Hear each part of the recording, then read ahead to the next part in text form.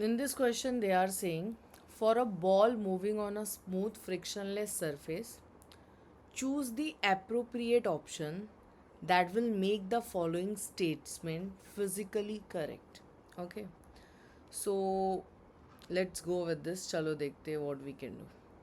Now, these are certain options given to you. Okay, in that they have mentioned if no net force is applied on the ball, the velocity of the ball will remain what same, increases, decreases.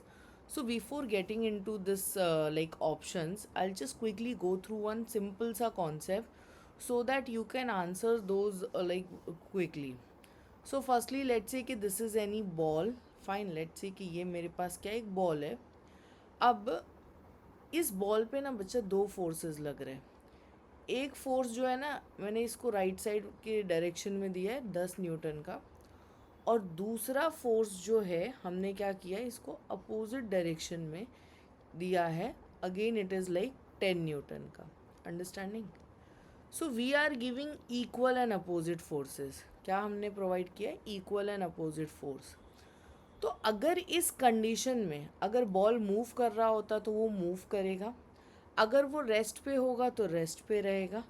So whatsoever इसकी जो condition थी वो उसी condition को, उसी state of motion को क्या करेगा, कंटिन्यू करेगा. जो कि बेसिकली जो न्यूटन का फर्स्ट लॉ है उसी को बताता है कि every body continue the state of rest और मोशन अनटिल अनलेस एक एक्सटर्नल फोर्स नहीं लग रहा है. तो वो भी अनबैलेंस्ड होना चाहिए ना. बैलेंस फोर्स लगेगा तो उसका तो कोई नेट इफेक्ट आएगा ही नहीं, राइट. सो ये फर्स्ट कंडीशन हो गई. Okay, now coming to the second condition कि let's say this is a ball और ये मूव कर रहा है इस डायरेक्शन में. ठीक है, ये इसका मूवमेंट जो है ना, it is in this direction, और मैंने उसी डायरेक्शन में फोर्स भी लगाया. वो ऑलरेडी कैसे जा रहा था, it was moving towards the right, and मैंने इसके ऊपर फोर्स लगाया, वो भी कौन से डायरेक्शन में, सेम डायरेक्शन में. डू यू नो दैट कि जब तुम फोर्स एंड जो जिस डायरेक्शन में वो ऑलरेडी मूव कर रहा है, अगर दोनों का डायरेक्शन सेम होगा तो ऐसे केसेस में क्या होता है कि ऑब्जेक्ट का जो वेलोसिटी है या फिर अगर तुम स्पीड बोल रहे हो तो दोनों वो जो है वो क्या हो जाएगा, इंक्रीज होगा. Then coming to the third condition, let's say कि ऑब्जेक्ट ऐसे मूव कर रहा था, again we have took the same direction, but इसके ऊपर जो फोर्स लग रहा है ना बच्चा, वो अपोजिट डायरेक्शन में, it is applied in than opposite direction. तो ऐसे केसेस में ऑब्जेक्ट जो है उसकी वेलोसिटी डिक्रीज होती है. Understood? Yes. So I hope you all are clear with this three different cases. So will quickly go through the options. First one, no net force is applied. देखो, no net force का मतलब balance force भी हो सकता है. ठीक है, no net force का क्या मतलब हो सकता है, it can be a balance force also, जैसा कि हमने इधर फर्स्ट ऑप्शन में शो किया था. तो ये हमने एक बॉल पे अप्लाई किया, वो बोल रहा है उसकी वेलोसिटी का क्या होगा, will it remain same, increase होगा, डिक्रीज होगा. So the answer is it will remain same. Is it clear?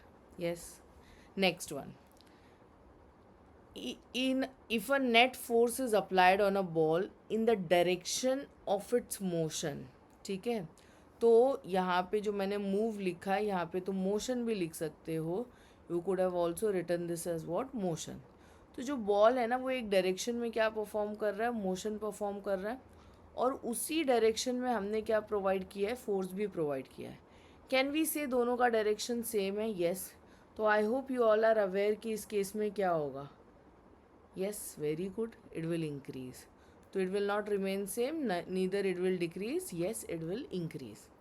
Coming to the third case, क्या बोला है कि नेट फोर्स अप्लाई किया है, बट इस बार डायरेक्शन कैसा है, opposite. Remember your third case. हाँ, तो अगर डायरेक्शन अपोजिट है तो उस केस में जो वेलोसिटी है, जो उसकी like you can say kind of speed also, if you are not clear with the term velocity and speed, तो वैसे भी तुम लाइक फिगर आउट कर सकते हो. So what will happen, it will decrease. So this time it will not increase, neither it will remain same, it will decrease. Understood? So yes, I hope the solution was clear to you all. Still, if in case you have any doubt, so you may reach to us. Thank you so much.